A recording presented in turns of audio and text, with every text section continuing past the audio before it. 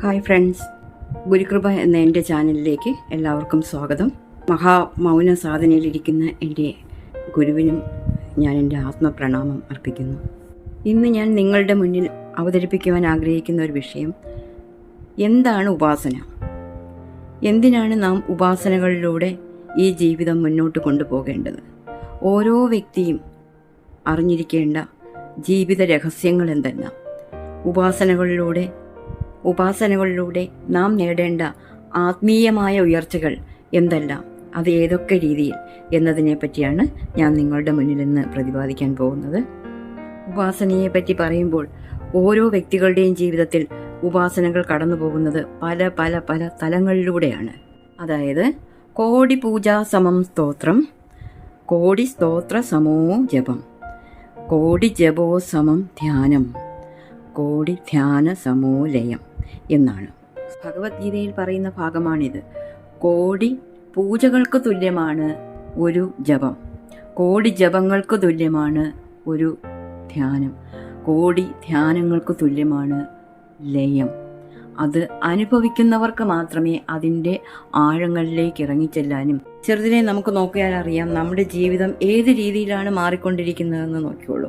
ഇപ്പോൾ ഞാൻ വന്ന രീതി എന്ന് പറഞ്ഞാൽ, ആദ്യമേ ഞാൻ തുടങ്ങുന്നത് അമ്പലങ്ങളിൽ പൂജകൾ, വഴിപാടുകൾ. ആ പൂജകൾ ചെയ്ത് കാലങ്ങളോളം ചെയ്യും. അതിൽ തന്നെ കുറേ ജന്മങ്ങൾ ഇങ്ങനെ കഴിഞ്ഞു പോവുകയാണ്. പല പല പല ജന്മങ്ങൾ എടുത്തിട്ടാണ് നമ്മൾ ഈ ഭൂമിയിലേക്ക് വരുന്നത്. ഓരോരുത്തരും ചിന്തിച്ച് നോക്കിക്കോളൂ. നിങ്ങൾക്ക് തന്നെ തോന്നിയിട്ടുണ്ടാവും, ഞാൻ എന്തുകൊണ്ടാണ് ഇത്രയും വിഷമങ്ങളും ദുഃഖങ്ങളും ദുരിതങ്ങളും ഒക്കെ അനുഭവിക്കുന്നതെന്ന്. അതിനു വേണ്ടിയിട്ട് നമ്മൾ ആദ്യമേ ചെയ്യുന്നത് എന്തായിരിക്കും? നമ്മൾ നേരെ പോകുന്നത് പൂജയ്ക്കോ അമ്പലങ്ങളിലോ, അമ്പലങ്ങളെല്ലാം കയറി ഇറങ്ങി വഴിപാടുകൾ ഒക്കെ നടത്തിക്കൊണ്ടേയിരിക്കും. അപ്പോഴും നമുക്കൊരു വിഷമം ഉണ്ടാവും. ഇത്രയും ഭഗവാനെ മനസ്സിൽ അറിഞ്ഞു വിളിച്ചിട്ടും നമ്മുടെ ദുഃഖങ്ങളും ദുരിതങ്ങളും എന്തുകൊണ്ട് തീരുന്നില്ല? ഇതിനുത്തരം കിട്ടാതെ നമ്മളിങ്ങനെ അലഞ്ഞുകൊണ്ടേയിരിക്കും. ഇതെല്ലാം ആത്മീയതയിലെ ഓരോ പടികളാണ്. ഓരോ പടികൾ കയറും തോറും നമ്മൾ ആത്മീയതയിൽ മുന്നേറിക്കൊണ്ടിരിക്കുകയാണ്. നമ്മൾ പേറി വന്നിട്ടുള്ള ഗുണഫലങ്ങളും പാപഫലങ്ങളും അത് നമ്മളെ എത്രയൊക്കെ ഈ ജീവിതത്തിൽ സംഘർഷഭരിതമാക്കുന്നുവോ അത്രയധികം നമ്മൾ ഓരോ കാര്യങ്ങളിലൂടെ, അതായത് ഉപാസനകളിലൂടെ ജപങ്ങളിലൂടെ ഒക്കെ നമ്മൾ കടന്നു പോകാനായിട്ട് നമ്മുടെ മനസ്സ് പരക്കം പാഞ്ഞുകൊണ്ടേയിരിക്കും. പൂജയും സ്തോത്രവും പാരായണങ്ങളും ഉത്തമോത്തമ ഉപാസനകളും ഒക്കെ കടന്ന് കാലാകാലങ്ങളിൽ നമ്മൾ അനുഭവിക്കേണ്ട കർമ്മഫലങ്ങളെ ഉരുകി നമ്മൾ അലിയിച്ച് കളഞ്ഞ് ജീവിതത്തെ ഉത്തമോത്തമ സാധനയായ ധ്യാനത്തിലേക്ക് എത്തിക്കാൻ പറ്റുന്ന ഏറ്റവും നല്ല മാർഗമാണ്, ഉത്തമോത്തമ സാധനയാണ്. ആചരിക്കേണ്ട സകല കർമ്മങ്ങളെയും കർമ്മദോഷങ്ങളെയും കഴുകിക്കളയുന്ന ഏറ്റവും വലിയ ഉത്തമ ഉപാസനയാണ് ധ്യാനം. ഈ അതിവിശിഷ്ടമായ ധ്യാനത്തെപ്പറ്റി പറയുകയാണെങ്കിൽ, നമ്മുടെ ശ്രീബുദ്ധ ഭഗവാന്റെ ആനാപാനസതി ധ്യാനം, ശ്രീബുദ്ധ ഭഗവാൻ പഠിപ്പിച്ച ആനാപാനസതി ധ്യാനം, അതെന്തെന്ന് വെച്ചാൽ ശ്വാസമാണ് നമ്മുടെ ഗുരു. ഈ ശ്വാസത്തെ നമ്മൾ അറിഞ്ഞാൽ ഏറ്റവും വലിയ അതിവിശിഷ്ടമായ ഒരു ധ്യാന സാധനയിലൂടെ നമുക്ക് ജീവിതം മുന്നോട്ട് കൊണ്ടുപോകാനും അതിലൂടെ ഉത്തമമായ ഒരു ജീവിതം നമുക്ക് കെട്ടിപ്പടുക്കുവാനും സാധിക്കും.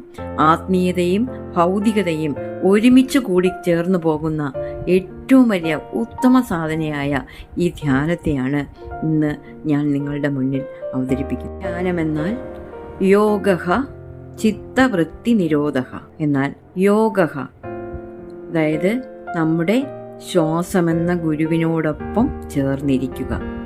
എന്നാൽ ചിത്തവൃത്തി നിരോധം എന്ന് പറഞ്ഞാൽ നമ്മുടെ മനസ്സിലെ അനാവശ്യ ചിന്തകളെ ഒഴിവാക്കിക്കൊണ്ട് മനസ്സിനെ നമ്മുടെ കൺട്രോളിൽ, നമ്മുടെ കൈപ്പിടിയിൽ ഒതുക്കിക്കൊണ്ട് മനസ്സിലേക്ക് അനാവശ്യമായി കടന്നു വരുന്ന എല്ലാ ചിന്തകളെയും അകറ്റി മനസ്സിനെ ശൂന്യമാക്കി നിർത്തുക. ഇതാണ് ധ്യാനം. ധ്യാനമെന്നാൽ യോഗഃ ചിത്തവൃത്തി നിരോധഃ. നമ്മുടെ മൂക്കിൽ കൂടി മുകളിലോട്ടും താഴോട്ടും ഇറങ്ങുന്ന ആ ശ്വാസത്തെ മാത്രം ശ്രദ്ധിക്കുക.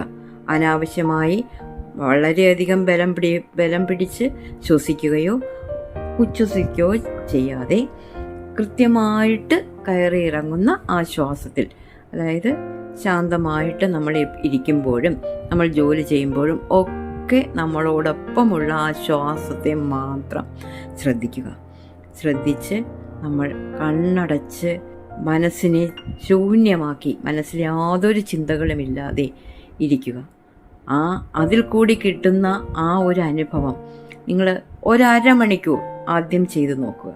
അപ്പോഴറിയാം അതിൻ്റെ വിശിഷ്ടമായ ആ ധ്യാനത്തിൻ്റെ അതിവിശിഷ്ടമായ തലങ്ങളിലേക്ക് നിങ്ങൾക്ക് കടന്നിറങ്ങാൻ കഴിയുന്നുണ്ടോ ഇല്ലയോ എന്ന്. ധ്യാനം എന്തിനാണെന്നും അതിൻ്റെ മാഹാത്മ്യങ്ങളെക്കുറിച്ചും അടുത്ത വീഡിയോയിൽ ഞാൻ അവതരിപ്പിക്കുന്നതായിരിക്കും. അതുവരെ എല്ലാവർക്കും എൻ്റെ നന്ദി, നമസ്കാരം.